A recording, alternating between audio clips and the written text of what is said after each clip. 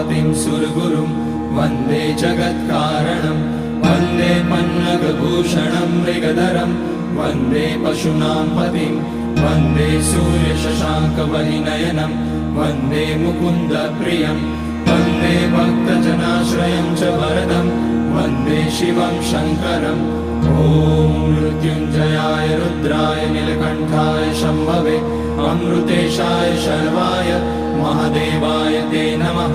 नमस्तेस्तु भगवन् विश्वेश्वराय महादेवाय त्र्यम्बकाय त्रिपुरान्तकाय त्रिकाग्निकालाय कालाग्निरुद्राय नीलकण्ठाय मृत्युञ्जयाय सर्वेश्वराय सदाशिवाय श्रीमान् महादेवाय नमः।